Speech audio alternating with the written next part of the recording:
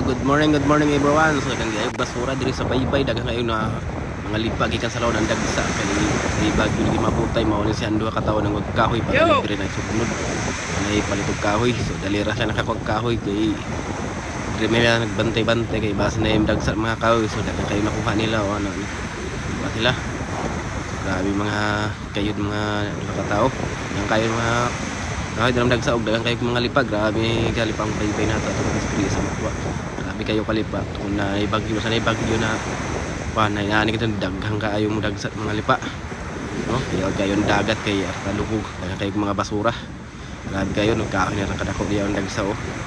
Napasiguro mo sunuray na basura ni ka sa laod. Grabe ka kalipan dagat karon sa Magwa. Karong Domingo grabe kalipa. Pwede nilo karayon diri para makita nilo sa kalipang baybay sa Magwa. Grabe ka limpyuhon na ani karon tagbo na po sa photo. Grabe ka kahit basura. Baybay pa yung tono na po ni karon hindi mo panapang inilo ani pag kuman sa bagyo.